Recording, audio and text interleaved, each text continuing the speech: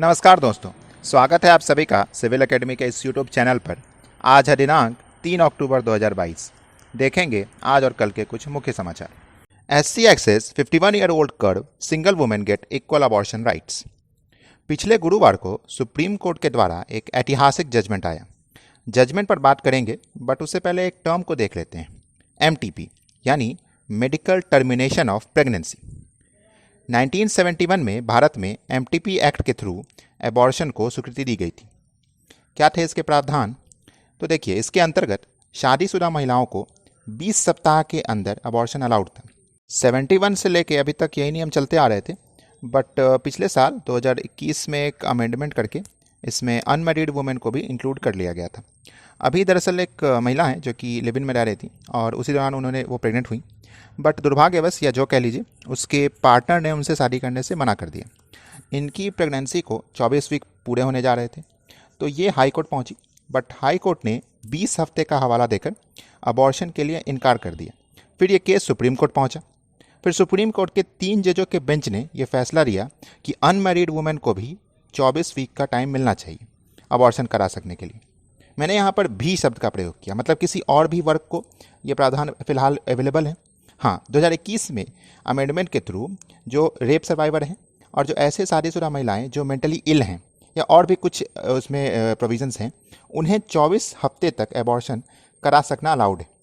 अब इसी कैटेगरी में अनमैरिड वुमेन को भी एडअप कर दिया गया है। आशा है ये पूरा पिक्चर आपको क्लियर हुआ होगा। नेक्स्ट है आपका UNESCO list 50 iconic Indian textiles. UNESCO ने गुरुवार को भारत की 50 exclusive and iconic heritage textile crafts को एक लिस्ट रिलीज़ की है। भारत ऐसे भी अपने ट्रेडिशनल एम्ब्रॉयडरी और कढ़ाई बुनाई के लिए जाना जाता है। जिनको इनमें एडप्ट किया गया है वो हैं तमिलनाडु के, जो आपने सुना होगा, सुंगरी और टोडा एम्ब्रॉयडरी। अगर आप देखो तो पिक्चर में जो शॉल है उस पर आपका हाथ से एम्ब्रॉयडरी करी गई है।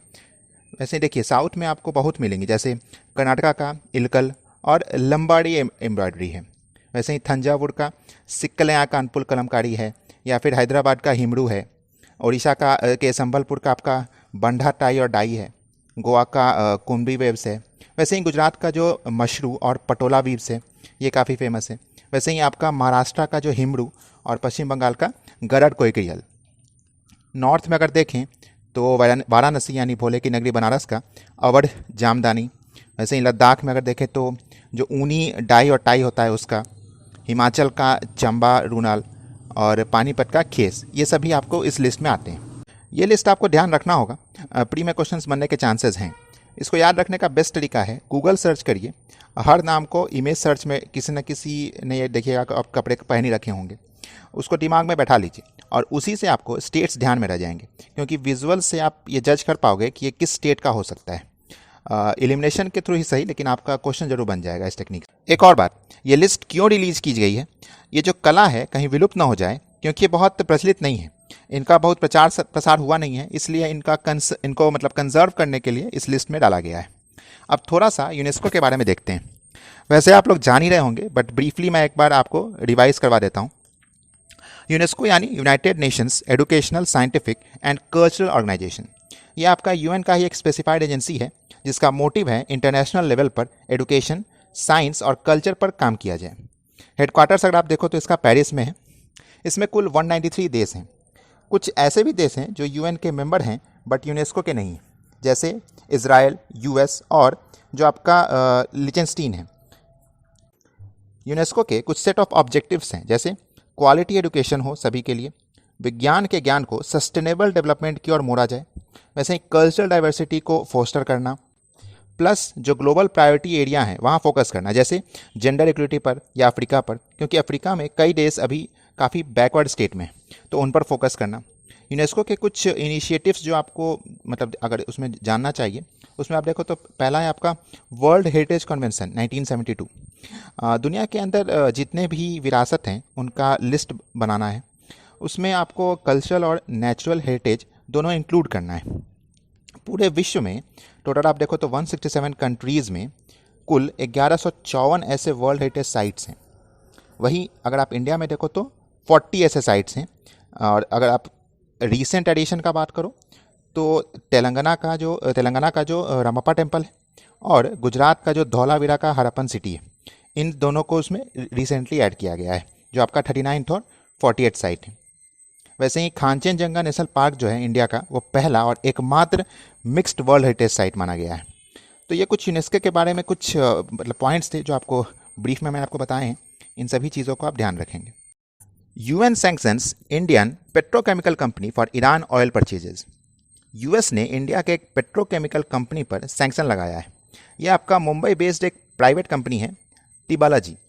क्यों लगा है ये सैंक्शन? तो ये कंपनी ईरान से कच्चा तेल खरीद कर उससे केमिकल बनाकर चाइना को बेचते थे।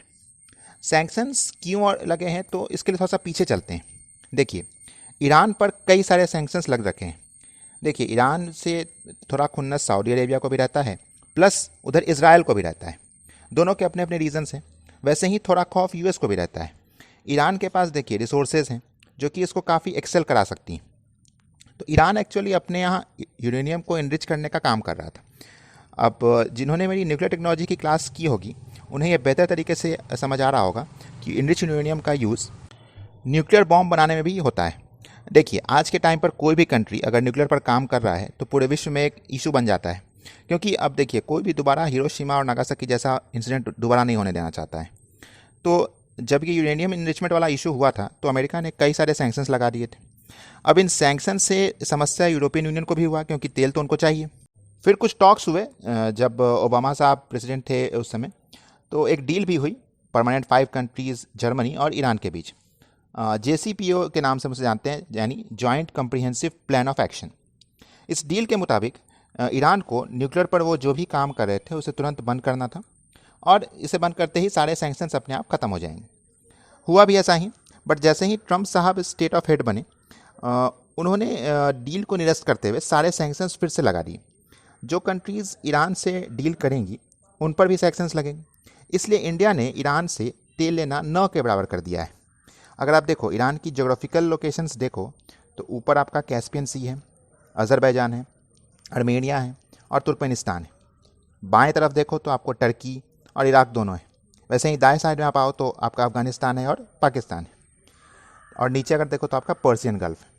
तो ये आपका कुछ उसका ज्योग्राफिकल लोकेशन है। इतना चीज़ आपको उसके बारे में थोड़ा ब्रीफ अप जानना चाहिए। Reserve Bank raises rates by 50 BPS, brings down growth outlook to 7%। देखिए, RBI ने रेपो रेट में 50 बेसिस पॉइंट बढ़ा दिया है। क्यों बढ़ाया है? तो इन्फ्लेशन को कंट्रोल करने के लिए। RBI ने पॉलिसी फ्रेम कर रखी है कि इंडिया में इन्फ्लेशन 4 से 6% तक रहना चाहिए, बट रिसेंटली आपको याद हो तो इन्फ्लेशन रेट 7 के अप्रॉक्स था, घट के 6.85 हुआ था, फिर 7.1% पर पहुंच गया था। इसी को कंट्रोल करने के लिए RBI मार्केट से पैसे के फ्लो को कंट्रोल करती है। रेपो रेट का जिक्र किया मैंने। क्या है रेपो रेट? तो वो रेट जिस पर RBI डिफरेंट बैंक्स को लोन देती है। RBI को बैंकों का बैंक यानी महाबैंक कहा जाता है। जैसे देवों के देव महादेव, वैसे ही बैंकों का बैंक महाबैंक। अब देखिए, RBI बैंक्स को हायर रेट पर लोन देगी तो बैंक्स लोगों को भी हायर रेट चार्ज करेंगे, तो लोग लोन कम लेंगे, hence flow of money market में कम होगा। देखिए, इसमें इस टर्म में 2 और टर्म्स आते हैं, जैसे एक आपका SLR और दूसरा CRR। SLR यानी स्टैच्यूअरी लिक्विडिटी रेशियो। सीधा सा मतलब समझे तो बैंक्स अपने लिए अपने पास नेटवर्थ का कुछ हिस्सा रिजर्व रखती हैं। तो अगर बैंक के पास नेटवर्थ 20 लाख है तो SLR अगर 10% है तो 2 लाख बैंक को रिजर्व रखना होगा, तो बैंक केवल 18 लाख ही लोन के रूप में दे सकेंगे।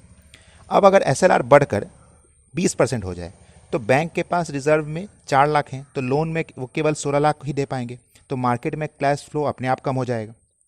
वैसे ही आपका CRR यानी कैश रिजर्व रेशियो, ये भी आपका SLR की तरह ही है, बट ये RBI में रिजर्व रखना पड़ता है। तो इन तीनों टूल से RBI मार्केट में फ्लो ऑफ मनी को कंट्रोल करता है। आशा है आपको ये सारी चीज़ें समझ में आई होंगी। नेक्स्ट है आपका PM launches 5G, call it start of new era. शनिवार को हमारे यशस्वी प्रधानमंत्री जी के द्वारा 5G नेटवर्क को लॉन्च किया गया। वायरलेस टेक्नोलॉजी के थ्रू अब देखिए आपको अल्ट्रा हाई स्पीड इंटरनेट मिलेगा। 10 Gbps तक की स्पीड आप एक्सपेक्ट कर सकते हैं। 5G आपका मोबाइल नेटवर्क का 5th जनरेशन मान लीजिए, 1G, 2G, 3G, फिर 4G और अब 5G। जो आपका 1G था वो आपका 1980s में आया था। उस समय केवल वॉइस कॉलिंग हो पाती थी। फिर 1990 के दौरान आपका 2G आया, तो वॉइस कॉल के साथ साथ आपका डेटा ट्रांसफर भी होने लगा था, बट स्पीड काफ़ी कम थी, 64 kbps ही थी मात्र। फिर आपका 2000 में 3G आया, जो कि आपका telephonic call, video call, even conferencing सभी सपोर्ट करता था और स्पीड आपका 1 से 2 Mbps के आसपास रहता था। जब 4G आपका 2009 में लॉन्च हुआ तो उसमें आपको 100 Mbps से लेके 1 Gbps तक का स्पीड मिलने लगा था। 4G के आने से कई सारे कनेक्टिविटी और इंटरनेट बेस्ड डेवलपमेंट चालू हो गए और अब फाइनली आपका 5G लॉन्च हुआ है।